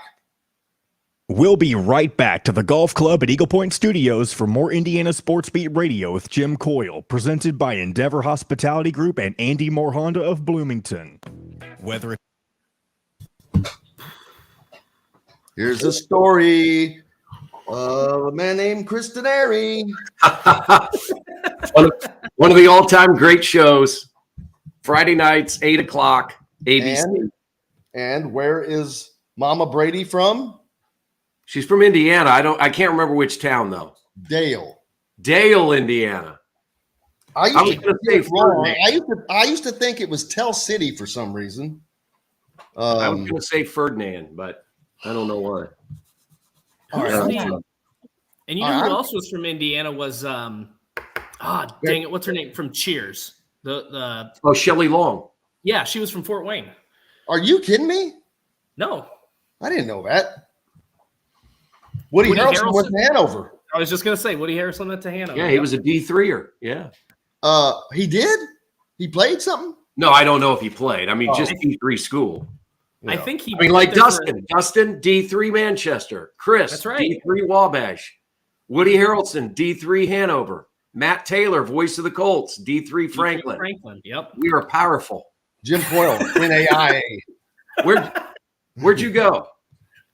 Oh, I said Jim Coyle, NAIA. I was kidding, but I went to IU. Oh, okay. He's a Hoosier. He's a D1. Hey, the good news is you're getting me with the last official interview I can do before the moratorium starts, because once free agency starts, we go radio silent. So I'm on vacation. So how long I'm from on now will we vacation. be able to have you again? I'm on vacation next week anyway. The next week I'll be in South Carolina because our son and daughter-in-law, Evans, his wife's having a baby, but I think I could probably do something not next Thursday, but a week from Thursday. So 2 weeks from today. He said, no. Yeah, they tell us, I mean, because they don't want us speculating on stuff, which I'm fine with, on free agency, that kind of stuff. Oh, trust me, with Matt, I'm always dancing. Yeah, Matt's got I'm the always same dancing. thing. Yeah. Their stuff takes longer, I think. Yeah. NBA free agency is really pretty quick. It starts tomorrow night, and most of the big names are done in a few days. I'm doing a thing today with our staff, with our rookies, with Ben Shepherd and Walker down at the field house, where just letting them Q&A with our staff. We've got staff. It'll be cool. I'm looking forward to it. I met them both last week, met their parents, really good guys. Here's the irony. Ben Shepherd grew up playing youth sports with Josh Downs, who's now a rookie wide receiver with the Colts. They played all kinds of youth stuff together. So these guys, it's pretty cool that these two guys end up in the same city as rookies. Yeah. Hey, Chris, and guess what? This is also Dustin Schutte's last day in Gainesville. Yes, that's right. He's moving to Indiana, Brownsburg. We're excited. When I say we, I mean me and my dog. I was going to say, you got a mouse in your pocket? 10 seconds, guys. Restaurant provides delicious 5-star comfort food with a Southern charm at 2-star prices. Southern Stone Restaurant is part of Endeavor Hospitality's Wow Club. This segment is brought to you by Courtroom Sports Grill in Bedford.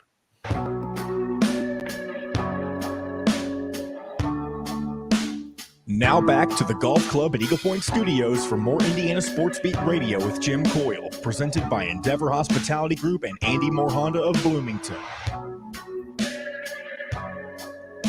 Welcome back on this Thursday. Appreciate you being with us, Indiana Sports Beat Radio. Dustin Schutte with me, Jim Coyle here, and joined now by Chris Denari of the Indiana Pacers, who now that the draft is over, it's probably just a big old whew for everybody. Not quite. We were just talking. The draft.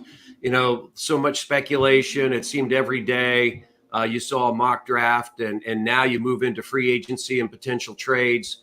The new NBA year starts on Saturday. They can begin talking from a free agent standpoint tomorrow night. And I told you guys that.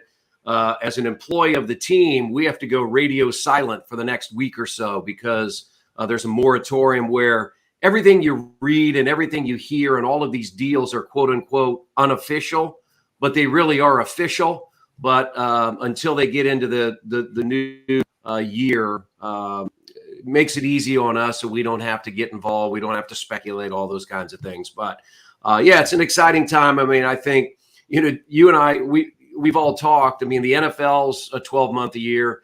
The NBA's gotten that way. College sports now has gotten that way with NIL and the portal. So, you just have to stay focused on it. It's different times a year, and this is a very important time of the year for the NBA. Yeah, I didn't hear my name called for the 14th consecutive season that I made myself available, and I'm disappointed, but I'll be back to try again next year. We'll see if you can actually make the cut next year. Yeah.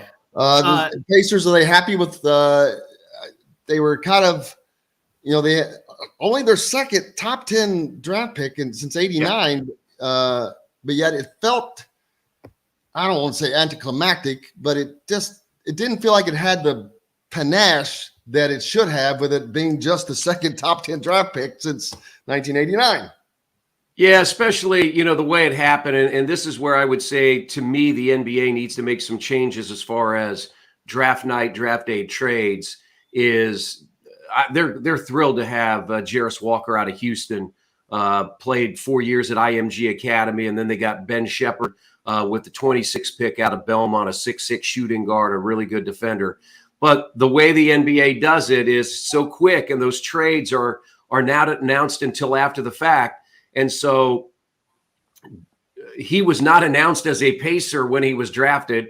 Ironically, he put a Washington Wizards hat on, but it comes to be that everybody figured out that it was a trade, that the Pacers had the 7th pick.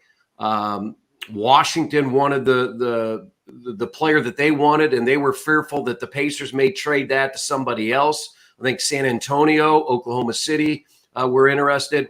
And so the Pacers were able to get 2 additional draft picks, make the trade, hop back to 8, make sure that Washington was not taking Jarris Walker, who they wanted, and then the Pacers able to get him. And so I think the whole draft, guys, I mean, early on you had the major trades, right? I mean, you had the Bradley Beal trade. You had the Porzingis trade from Washington to Boston. You had Chris Paul go from Phoenix in that Beal trade to Washington, and then he was flipped for Jordan Poole to Golden State. All of that happened before the draft. So the draft sort of became anticlimactic. You knew what was going to happen. There was little player movement from a trade standpoint within the draft. And so the draft ended up to be probably exactly what we thought it would be. And the Pacers are thrilled to have Jarris Walker because he gives them somebody that they can pair next to Miles Turner. He's an athletic 4. He's a rebounder, plays really good defense. and somebody that they like and can see having him for a long time.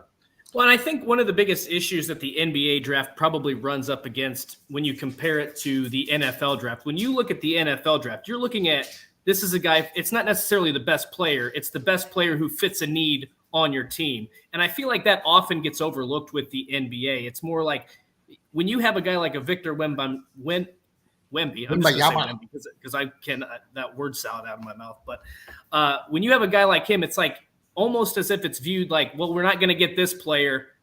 We'll wait till next year's draft. We'll wait till free agency or something along those lines. Where what the Pacers have done and what fans have come to expect is they do kind of fill their team out as to what they need, as opposed to trying to get that generational talent. Like I just feel like the Pacers have done such a good job in my lifetime of building teams and not just circulating around one player.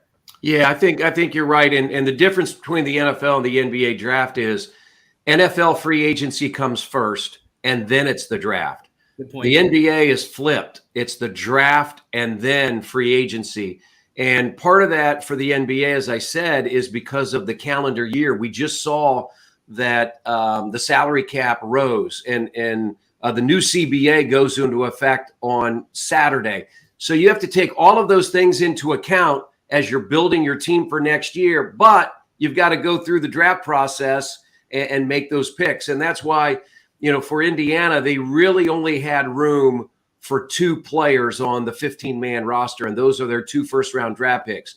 They entered with 3 first-round draft picks, a high number 2, and then a pick in the 50s, and they ended up with just 2. They ended up with 8, 26, dropped all the way back to 47, and then to 55.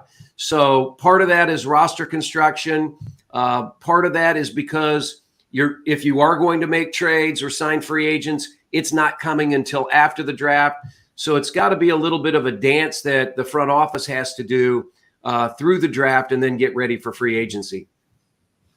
Eric Gordon was released by the Clippers, I saw, and I know that every time there's a former Indiana Hoosier, the first thing comes up is the Pacers. But this is not just any former Indiana Hoosier. This is a guy who's just done some serious work in the league for, 14 years and is still a viable basketball player. Yeah, it'll be interesting to see, and what his asking price is, right? I mean, he's toward the end of his career. Will he look at a roster situation that is closer to a championship? I mean, I guess, a lot of times when you're at the end of your career, you're not going to make as much money. I mean, the Clippers, I read, by not taking his $21 million salary for next year, did they save like $110 million in salary tax, because their tax goes from 159 or whatever it was down to 59. It's crazy. So it's interesting to see what guys like that will do. Kevin Love was let go by Cleveland, signed with Miami. I mean, he's a guy out there that he's won a championship in Cleveland. What will he look for? Will he look for one of those teams? I've seen his name tied to Golden State, those types of things. So, it'll be interesting. I mean, Eric's had a tremendous year. I mean, when you think of, coming out of North Central, playing at Indiana, and all of the things that he's accomplished. And I watched him play last year. The guy can still shoot it. He can still play. And there's still definitely a place for him in the NBA. Well, one of the things we wanted to – I know Jim's chomping at the bit to talk to you about this. You went to the Reds game on – was it Friday? Yeah. And got to see a thrilling 11-10 game. Ellie De La Cruz hit for the cycle. You got to hang out with Brandon Gaudin a little bit. Like, it seemed like you had a really good time at that Reds game, even though it was at the expense of my Braves. I was happy that you got to see a win while you were at Great American Ballpark. Yeah, it's fantastic. I mean, 42,000. Now, Dustin, there were a lot of Braves fans there. I mean, we know the Braves travel, but it was a great environment. Really? There were. They're coming up to Cincinnati for the game. Well, that was a big series. Yeah, I'm going to say there were 5,000 to 8,000 Braves fans there. Absolutely. Bandwagon jumpers, bunch of bandwagon jumpers. I parked by the football stadium. I don't know what the street is. I walked up the street where there are bars and restaurants before the game. It was just packed. After the game, when I walked back, it was packed. And for me, it was great because I was on my way to Winston-Salem for the National Sports Media Awards. Because he's Sportscaster of the Year. It worked out well that I could see Brandon in his new role as the TV voice of the Braves. I had never met John Sadak or Barry Larkin, who do TV for the Reds. I got to sit with them at dinner. After the game, I met Tommy Thrall, the radio voice of the Reds, the Cowboy, Jeff Brantley. So for me, as a longtime Reds fan, I was fanboy, right? I mean, it was a lot of fun. And I'm sitting there by myself behind the dugout, about 5-6 rows behind the dugout, next to 4 guys from Louisville, Kentucky, who are Reds fans. And home runs are flying out of the park. De La Cruz is going for the cycle. The Braves hit 3 homers in the eighth inning. But when the Reds were doing all this, I'm high-fiving the guys next to me. I mean, I don't get a chance to be a fan. I hear you. I go to games and do games as a broadcaster. So it was a blast. And, it's the first Reds game I've been to in quite a while live. I watch a lot on TV. So I'm looking forward to getting back to Great American Ballpark. Had a nice win last night. They won in extra innings in Baltimore. They've played 81 games halfway through the season, and the Reds are in first in the Central Division. So we haven't been able to say that for quite some time. Yeah, I can't wait to go to the game. I'm looking forward to it, but maybe when Dustin gets up here, we'll head over to the Great American. Have a little road trip. Yeah, I mean that's the good thing with Dustin coming back here, Jim. There have to be opportunities for lunch. Have to be opportunities for you to drive up from Bloomington to come to a Pacers game. I mean, and then Peaches and Herb can sing "Reunited." I love it. I think that's one of the all-time great. That was one of the all-time great songs, and I believe that song was the theme of my 1978 or 79 prom. Peaches and Herb. Yeah, what a great name. Yeah, I think the song of my senior prom was "One Two Step" by Sierra or something like that. So every time you see like Russell Wilson and Sierra sitting at a game, that's what you think of. I flash back to when I was wearing my teal tuxedo vest there, dancing on the floor, all the good stuff. I think mine was blue. I mean, mine was bright. Why was it such a ridiculous time? What is, man, just go the black tux, classic. But we all I never wore black tux until I was in a wedding or something. I think I had a powder blue one and that's exactly what mine was. Yeah. Now it's nice. I mean, I like, when my son got married last year, a nice blue suit, no crate, But I look back to those prom days and that was some tough stuff. Well, Evan and I are about the same age, Chris. And when I was in school, the popular thing was the white tuxedo and then like a white baseball hat. I never saw that, and I don't remember that ever being the thing. It was a thing for a little bit, maybe like it may have been a thing for. Now, was that a backwards white baseball hat, or kind of? Well, it was either backwards or it was like the CC Sabathia, slightly crooked type of look. Slightly crooked with the big bill. Yeah, like Jim is right now. Yeah. What's up?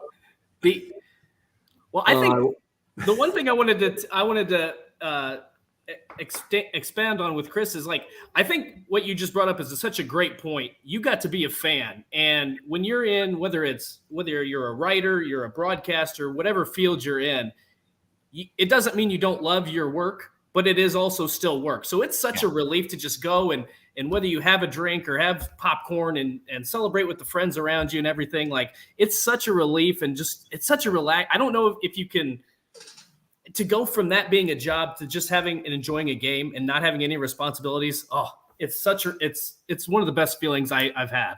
Yeah, I totally agree with you. I mean, earlier this year, I did a Fever game with Pat Boylan where I was the analyst. I've done one each year. Many people probably know I was the voice of the Fever radio TV for 18 years. And so I go to a game at Gainbridge Fieldhouse, a month ago, and I've got a polo on, golf shorts, and it's funny because the security people and the ushers, they don't see me like that. Right. They see me in a suit and tie, and so you just have to do that. Because it's great to be a fan. I mean, it's like saying, "Hey, I am a human." Yes. Human being. And I think the other thing is when you have to experience that. I also believe, I think it makes you a better broadcaster, because then you can also think when you're doing the game, what are the fans in the building thinking? What are the fans watching thinking? I think you have to put yourself in their shoes. And I think when you can be a fan, I mean, I'm in Cincinnati, I'm taking everything in between innings, the video boards and the things that they have on the field. Those are a lot of the things that you can't focus on when you're doing a game, because, during an NBA game, well, a lot of people think that timeout is very long. It's never long enough for the broadcaster, because you're trying to jot down notes or look at stats or those types of things. So you get into a whole different mindset when you go to the game as a fan, and it's really, really enjoyable. Dustin? That was my big question. Well, I mean, so you've got some summer plans coming up. We talked in the break about vacation. Now, I'm a Blue Ridge Mountain guy, and I think if I recall correctly, you are too. Are you heading that direction? We're heading more north. We have been to Asheville. My wife, what was it, a year or so ago, we went to Asheville and had a cabin in the mountains. That was really cool. But we are making our annual trip up to northern Michigan, about 6 hours away. We have friends that have a beautiful house on Crystal Lake up south of Traverse City. So we'll be up there for almost a week. We'll come back for a day or so, and then we're heading south again to the Myrtle Beach area. Our son and daughter-in-law expecting their first little boy. So that happens. Later in July, we head out to Boston and Portland, Maine for a nephew's wedding. When the calendar hits July 1st on Saturday, it is a busy month for the Denari family. August is a little bit slower. And then September, we'll get away for another week or so with the family. And then, before you know it, October will be here and the start of another NBA season. But really, really enjoying the summer. My wife and I, we had our grandson at our house yesterday, had a blast with him. He's a year and a half. And so you try to take all that in while you can. Absolutely, man. That's the time you get to enjoy the fruits of life. That's right. Well, Chris, right. I can't thank you enough, brother, as always. And we'll miss you next week. Right. Have fun, be safe, and we'll talk to you in a couple of weeks. Okay, sounds good. Dustin, glad you're coming back home to Indiana. That's right. Chris I'm Denari. excited. Thank you so much, Chris Denari, joining us from the Pacers here on Indiana Sports Beat Radio. Much more coming up right after this. We'll be right back to the Golf Club at Eagle Point Studios for more Indiana Sports Beat Radio with Jim Coyle, presented by Endeavor Hospitality Group and Andy Moore Honda of Bloomington. If you're in the now once you get settled in Indiana, will that help you do this more? No comment at this time. He won't speak until, what is the thing that the guy said? Something about not getting fined. I don't remember what he said. I'm just here so I won't get fined. Yeah. No, I'd talk to you off the air. Oh, I got you. I'm just here for that was Marshawn Lynch. Marshawn Lynch. Yeah. Beast mode. Now he's making commercials. He's been making commercials. Well, I'm just saying, back then he wouldn't talk to anybody. Well, he didn't get paid to do it. Now he gets paid good money to make those commercials. He was getting paid, man. Not to do the media. That's just part of your job description. Yes, that's part of your job that you're getting paid for. Well, I mean, okay. Fair enough. TV dollars, TV money, TV revenues from the NFL.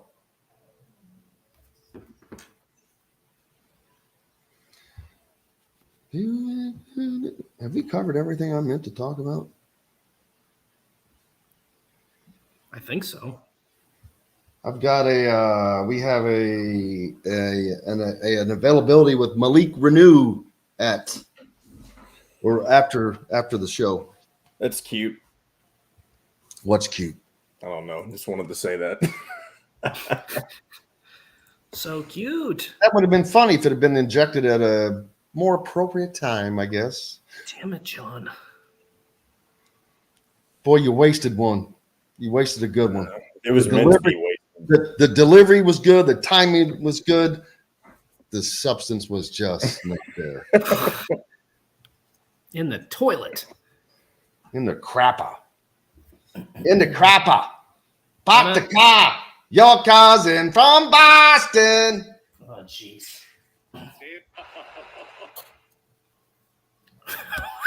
What the hell was that? My phone was trying to play video, and it was. Oh. I don't even know what it was. I think it was some of the NHL draft, but I couldn't tell what was funny about it.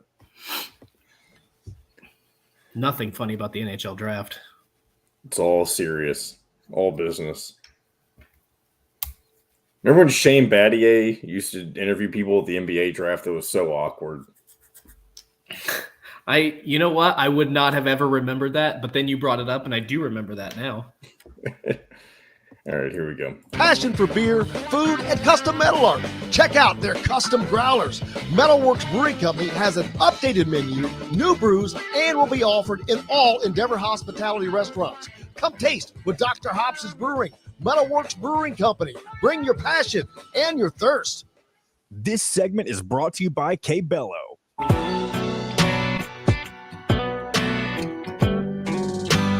Now back to the Golf Club at Eagle Point Studios for more Indiana Sports Beat Radio with Jim Coyle, presented by Endeavor Hospitality Group and Andy Moore Honda of Bloomington. Welcome back, Indiana Sports Beat Radio here on this Thursday. Appreciate you being with us, hitting us up on the Andy Moore Honda hotline or radio or YouTube, however you're participating. We appreciate you greatly. Dustin Schutte with me, as he usually is on this magical Thursday. Magical? Magical.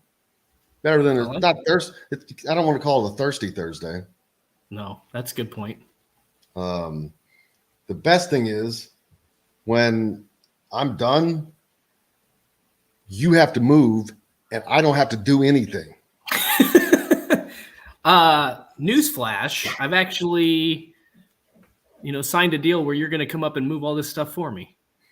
That's a deal unbeknownst to me. Did Kevin Warren work this out or something? Kevin Brockway worked it out. I thought it was Kevin Warren since, he gave away the Big Ten championship game. That's true. Yeah. Good point. Yeah. So, well, you missed that one. That was quick, boy. Quick reference. Did. Boom, boom. Boom, boom. But yeah, moving sucks. It does, but it gives me a chance to downsize a lot of my things. So every time, I'm telling you, every time I was like, I'm tired of that.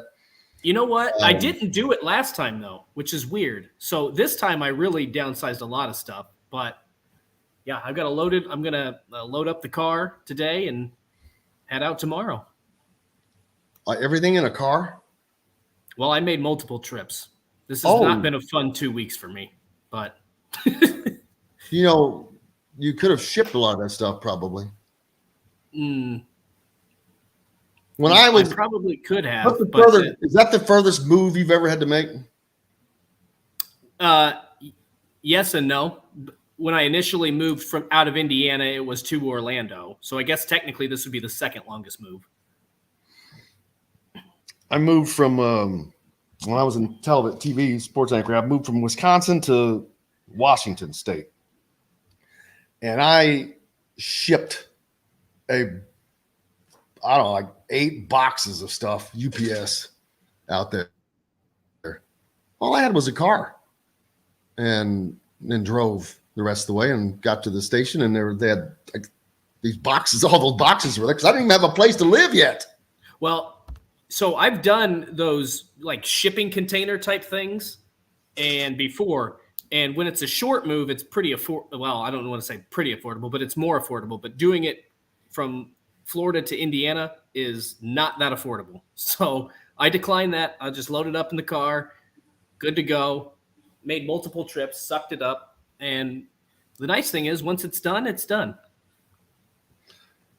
There's that. There's always that.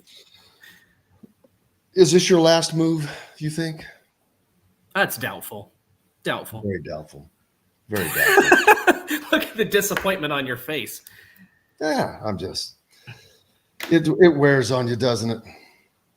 Yeah, but it can also be fun and exciting, right? Well, New there's places, also new people, the new newness. things. Yeah. What are you looking forward to most about being back in Indiana? Oh boy, the breaded pork tenderloin sandwich. Obviously, that's going to be great.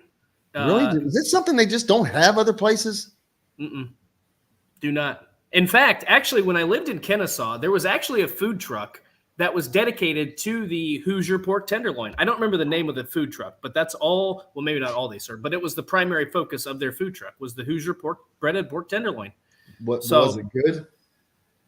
It was fine because they're not all good.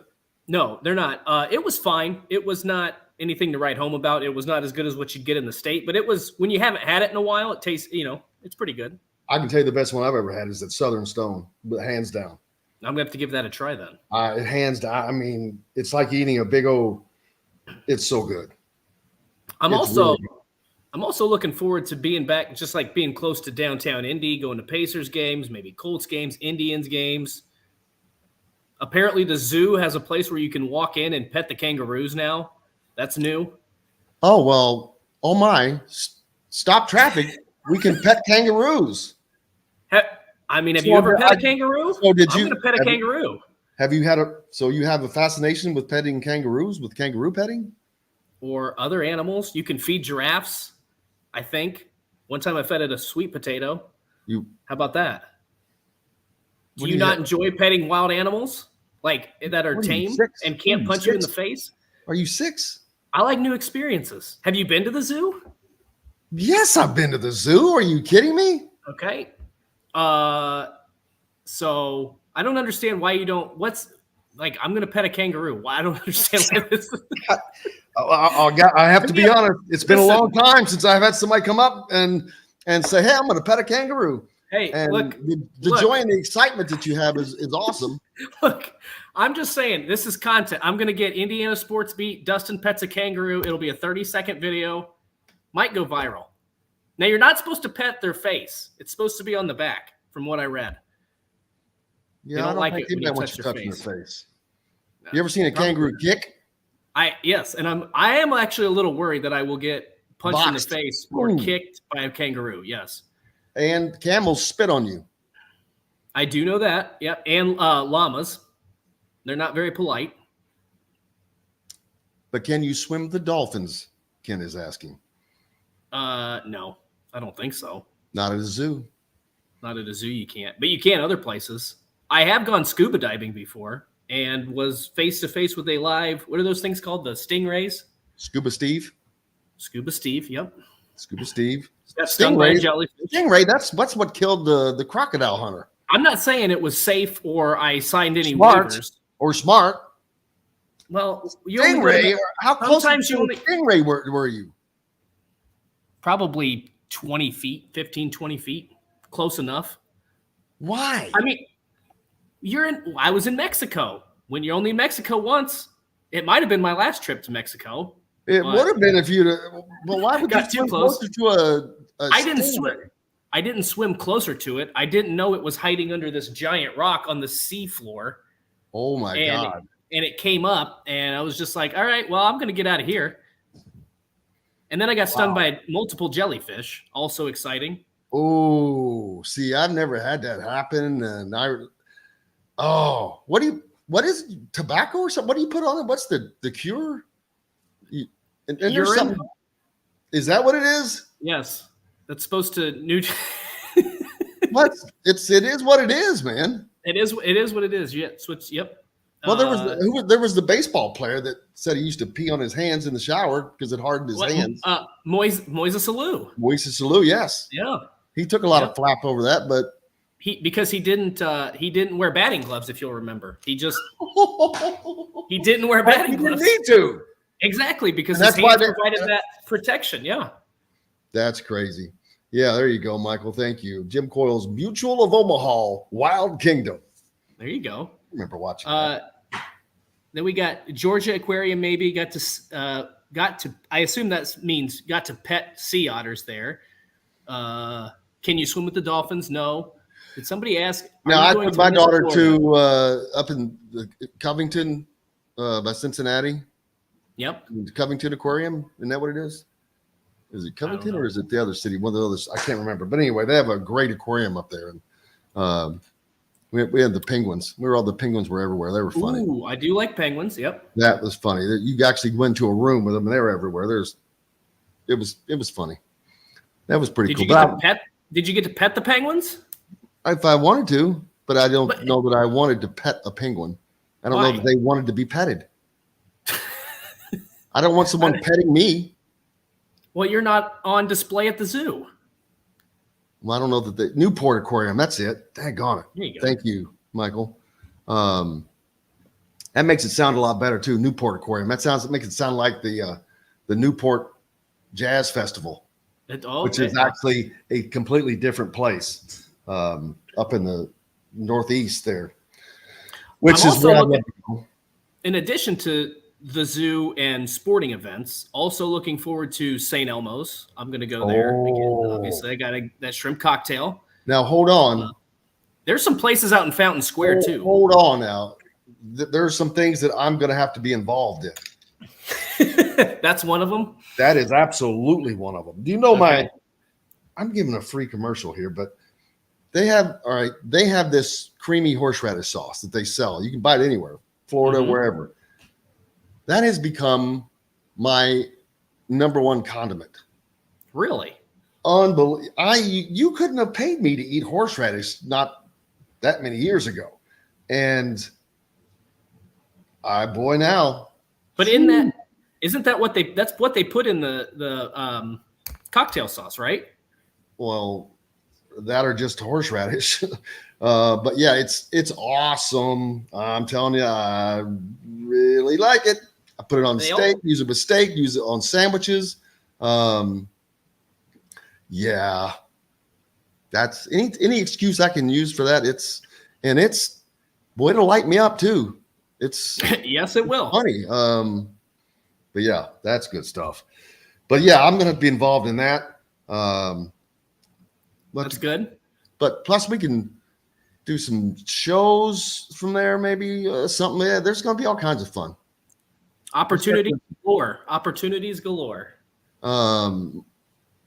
Michael's allergic to the horseradish. For that, yeah, that wouldn't be good, huh? Because it makes you feel like you're allergic to it almost when you eat it. If you're not, it does. Yep. But man, what a fun show today, as always. Tomorrow on the program, Johnny Boy. I know we have Rick Bozich, Alec Busky. Yes, sir. Am I missing anyone? We have Zach Osterman and Bob Kravitz. Oh, wow. What a lineup for tomorrow. Loaded show. Holy smokes. See, Friday's the magical show. Well, Bob's not usually on Fridays. Oh. Rick's not usually on Fridays. Got a lot of moving. Moving parts. It's the summer, baby. And that makes it, that's no fun. That's another moving. It's not fun. But tomorrow, that makes tomorrow incredible though. So we're looking forward to talking to Bob and Rick. Talk about some baseball, man. They're Rick's team's stinking it up. I don't remember if Bob who's Bob's. He didn't talk about baseball. He doesn't talk about baseball, but if I remember correctly, he's a Mets fan. Well, he's a hockey guy, but he's a Mets fan. Oh, it's right. I think he may be from New York. I think so.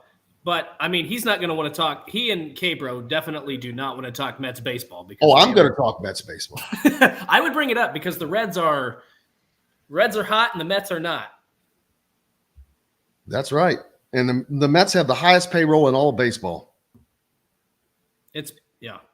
I mean, I can't imagine Buck Showalter is going to be around much longer. That's just my guess. But probably the end of the season, and then they're probably going to make a change. Speaking of money, but I mentioned this the other day. I met an Oklahoma football player whose dad said that everybody on the team gets a minimum of $70,000. That's basically your starting salary. That's more than a starting salary. Well, no, I'm just saying that's their starting salary Right. Oh, okay. I got you now. Yeah. We were talking earlier about, we were out of time now, but about Indiana being able to compete and all that. Man, that's tough to compete with. But man, what a great time today we had. Big thanks to Chris Denari from the Pacers, and we'll miss him next week, but he'll be back after that. Of course, Dustin Schutte with been with us all day and is always a blast and is always missed when you're not here. And we look forward to that. If I can help, if there's anything I can do to help you move, just let me know, and I'll tell you that I can't. But I'll just let me know. But I do want you to let me know. So, but you can say, I wish I could, but I can't. You put a nice spin on it. The intention is there. Right. The heart. Right. The heart is there. It's the thought that counts. It's right. But big thanks to JTP for keeping us between the white lines. Most importantly, thanks to you guys. Without you, we have no reason to be here, and we are certainly grateful for you. Again, tomorrow, Alec Bussey from thehoosier.com, Bob Kravitz, Zach Osterman, Rick Bozich. So we'll have a great show again tomorrow. Thanks to you guys so much. Go out and have yourselves a great day. Until tomorrow, I'm Jim Coyle. I will see you on the radio. Thanks for listening to Indiana Sports Beat Radio. Be sure to subscribe to our YouTube page for more clips and team coverage of Indiana basketball, football, and more. You can also find full episodes and tons of other content on thehoosier.com. We'll see you next time for another edition of Indiana Sports Beat Radio.